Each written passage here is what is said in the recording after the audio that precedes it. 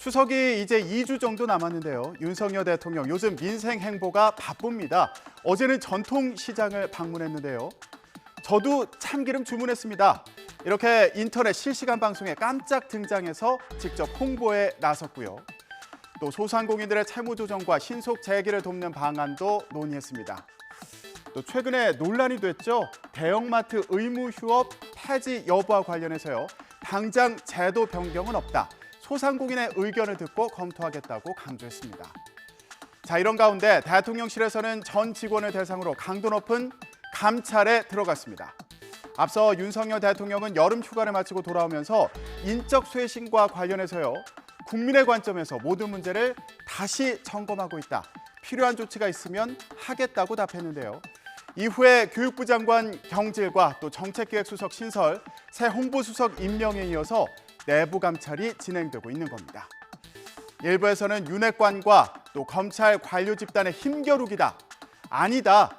국정 운영에 대한 자신감이다.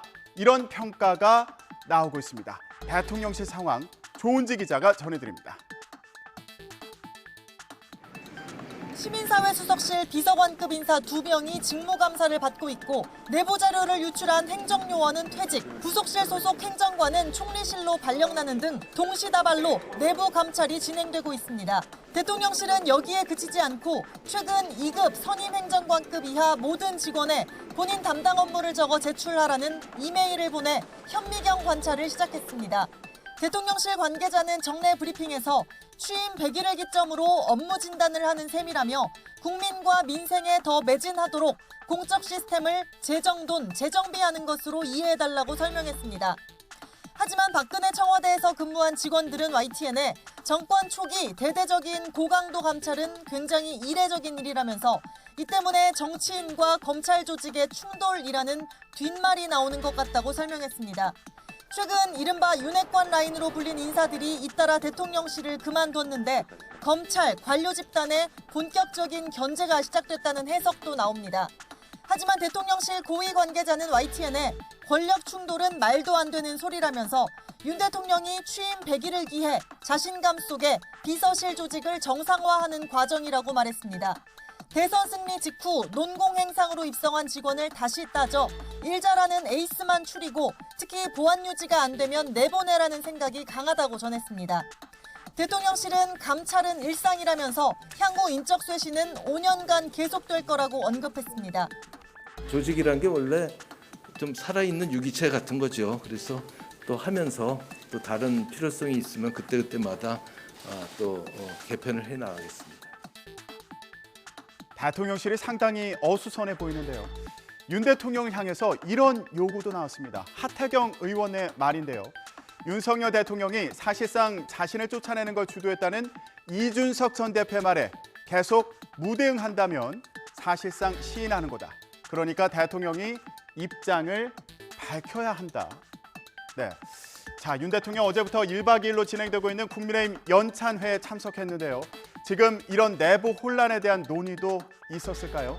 김경수 기자가 전해드립니다. 소속 의원 100여 명과 각 부처 장 차관 40여 명, 외청장 20여 명이 모인 연찬회에 이례적으로 윤석열 대통령까지 참석했습니다. 현직 대통령이 여당 연찬회에 참석한 건 처음입니다. 저녁 식사까지 함께한 윤 대통령은 이제 전 정권 핑계는 더는 통하지 않는다며 당정이 하나 돼 오로지 국민과 민생만 생각하자고 강하게 주문했습니다.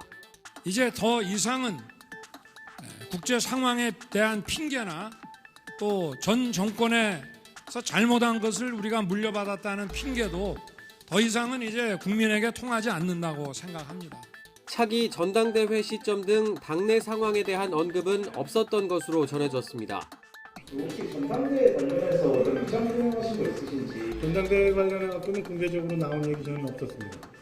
당 지도부도 원팀을 강조하면서 여소야대로 난항이 예상되는 윤석열 정부 첫 정기국회를 잘 치러내겠다는 의지를 다졌습니다. 집권 초기인데 여소야대라는 큰 벽에 가로막혀 있어 답답하기 그지없습니다. 그럼에도 불구하고 우리 국민의힘은 이번 정기국회를 대도약 국회로 만들도록 하겠습니다.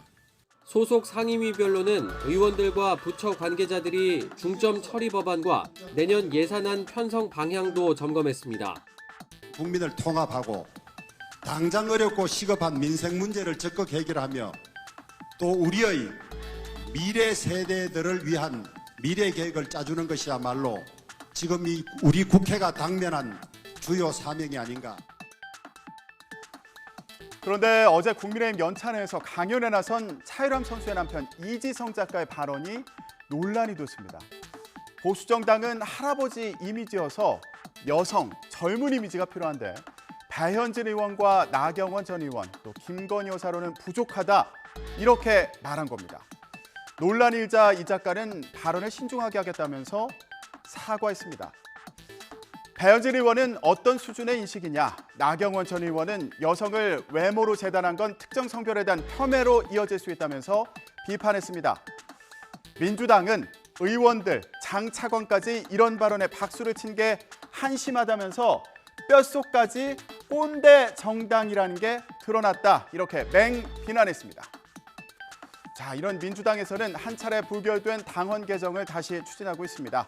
이른바 이재명 방탄용 논란을 부른 당헌 80조 개정안, 기소 시 직무정지와 관련한 내용인데요. 오늘 최종 관문인 중앙위원회 안건으로 다시 오릅니다. 결과는 어떨까요? 정현우 기자가 전망해봤습니다. 친명계와 비명계 공방으로 중앙위원회에서 당헌 개정안이 부결된 지 하루 만에 일부 내용을 뺀 당헌 개정 수정안이 다시 민주당 당무위원회를 통과했습니다. 중앙위 부결 핵심 쟁점이었던 권리당원 전원 투표 조항 신설은 없던 일로 하는 대신 기소된 당직자의 직무정지 여부를 윤리심판원 대신 당무위가 결정한다는 당헌 80조 개정안은 그대로 포함됐습니다. 당장 당내에선 부결된 안건을 다시 표결해 일사부재의 원칙 위배란 지적이 나왔는데 비상대책위는 80조의 경우 충분한 공감대가 형성돼 개정을 미룰 이유가 없다고 판단했습니다. 지도부 체제가 바뀌고 또 해당 안건의 수정안이 빠르게 정리가 될 수 있는 부분에 대해서는 현 지도부에서 마무리하고 간다라는 그 지침에 의해서 이 부분은 당무위원회에서 이견 없이 모두 공감대를 이루었다라고. 그럼에도 친명계와 비명계 간 갑론을박이 또다시 재현됐습니다. 친명계는 다시 당헌 개정을 추진하는 게 당연하다고 찬성하고 나섰지만 당연히 올려야 되는 거 아닙니까? 당연히. 네네.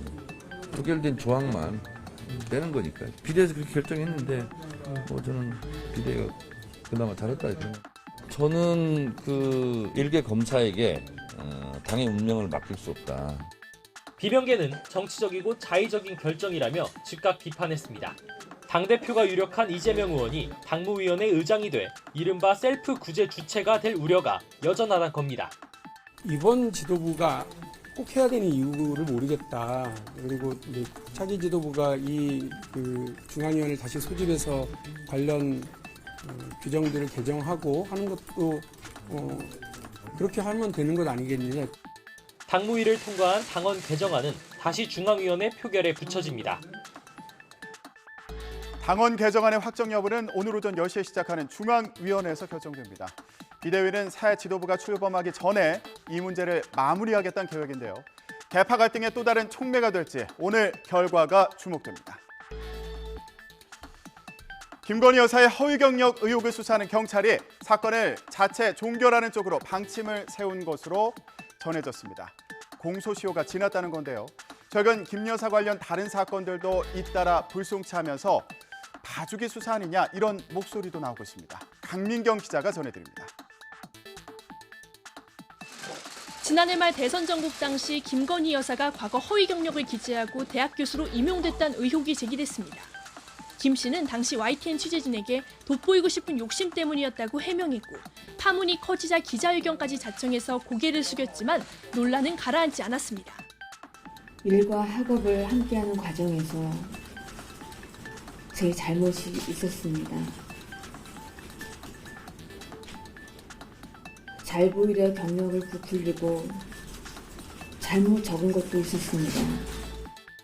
당시 시민단체들은 사기와 사문서 위조 행사, 업무방해 혐의 등으로 김 여사를 고발했습니다. 이후 반년 넘게 김 여사의 허위 경력 의혹을 수사한 경찰은 최근 불송치 쪽에 무게를 두고 수사를 마무리하는 단계인 걸로 확인됐습니다. 경찰은 우선 고발된 혐의들 대부분 공소시효가 지났다고 보고 있습니다. 김 여사가 허위 경력을 쓰고 일자리를 얻었다고 알려진 첫 사례는 2001년, 마지막은 2014년입니다. 그런데 형법상 사문서 위조와 업무방해 등 혐의의 공소시효는 7년이라 처벌 자체가 불가능하다는 겁니다. 시민단체들 역시 공소시효 문제 때문에 형법상 공소시효가 10년인 사기 혐의로도 김 여사를 고발한 상태입니다. 그러나 경찰은 이 부분 역시 사기죄 구성 요건을 성립하는지 불투명하다고 판단한 걸로 알려졌습니다. 허위로 부풀린 경력이 일부에 불과해서 대학 측을 속이려는 분명한 의도가 있었는지, 실제 채용에 중요한 요소로 작용했는지 등이 확실치 않다는 겁니다. 이에 따라 경찰은 이르면 다음 주쯤 김 여사의 허위 경력 의혹 사건을 공소권 없음으로 종결할 걸로 보입니다. 이외에도 경찰은 최근 김 여사가 관련된 사건들을 잇따라 불송치 결정으로 매듭짓고 있습니다. 김 여사가 기자를 매수하려 했다며 공직선거법과 정치자금법 위반, 업무상 횡령 등 혐의로 고발당한 이른바 7시간 녹취록 사건들도 불송치하기로 했습니다. 김 여사가 모친과 공모해서 사문서를 위조했다는 혐의 역시 이미 증거 불충분으로 종결했습니다. 잇따른 불송치 결론에 야권 등에서는 경찰이 봐주기 수사를 하는 거 아니냐는 의혹도 제기되는 상황. 김 여사를 고발한 시민단체들 역시 경찰 결정에 불복해서 속속 의의 신청을 하면서 김 여사를 둘러싼 논란은 쉽게 가라앉지 않을 전망입니다. 이재명 의원의 부인 김혜경 씨 법인카드 유용 의혹에 대한 경찰 수사도 관심인데요. 김혜경 씨 수행비서 배모 씨에 대한 구속영장이 청구된 가운데 경찰은 김혜경 씨에 대해서 배임교사 혐의를 적용하는 쪽으로 무게를 두는 것으로 보입니다. 정윤용 기자가 전해드립니다. 김혜경 씨 수행비서인 배모 씨에게 적용된 혐의는 업무상 배임과 공직선거법 위반입니다. 먼저 배 씨는 지난 2018년 7월부터 3년 넘게 김혜경 씨의 의전을 담당하며 법인카드로 음식값 등을 결제, 경기도에 손해를 끼친 혐의를 받습니다. 가격이 근데 12만 원 넘는다고 하면 그래도 시켜요? 아니면 어떻게 할까요? 12만 원씩 잘라달라고 그래요. 경기도 자체 감사를 통해 알려진 800만 원 정도보다 2배가 넘는 2천만 원 규모입니다. 이재명 의원 측은 배 씨가 김 씨에게 직접 전달했다고 한 음식값은 180만 원 뿐이었고 이마저도 돌려줬다고 반박하고 있습니다. 경찰 조사에서는 사모님이 알면 큰일 난다는 내용의 배 씨 문자를 근거로 김 씨의 직접 지시 의혹을 부인한 걸로 전해졌습니다. 이 전쟁터로 끌려 나온 그 가족들 생각하면 내가 왜 여기까지 왔을까 이런 생각을 할 때도 있습니다. 하지만 경찰은 김 씨가 지시했거나 오랜 기간 암묵적으로 승인했을 걸로 보고 김 씨에게 배임 교사 혐의를 적용하는 쪽으로 무게를 두고 있습니다. 배 씨는 지난 대선 기간 김 씨의 사적 지시를 수행하지 않았다고 주장해 허위 사실을 공표한 혐의도 받습니다. 또 지난해 대선 경선 기간 민주당 관련 인사 3명에게 식사를 제공한 혐의도 있는데 이 자리에 김혜경 씨가 동석했기 때문에 두 사람 모두에게 공직선거법 위반 혐의를 적용하는 방안도 검토하고 있습니다. 이런 거 하나씩 해서 먹고 밤에 3명 거 플러스 지금 시간수어 먹은 거 그거 합쳐서 이걸로 긁어서 금액만 나오게 해서 초고장이 있습니다. 이에 대해 이재명 의원 측은 김혜경 씨 몫은 선거카드로 결제했고 나머지는 김 씨 모르게 결제된 것이라고 해명하고 있습니다. 경찰은 오는 30일 배 씨의 구속영장 실질심사 결과를 본 뒤 김 씨 혐의에 대해 결론을 내고 사건을 검찰에 넘길 방침입니다.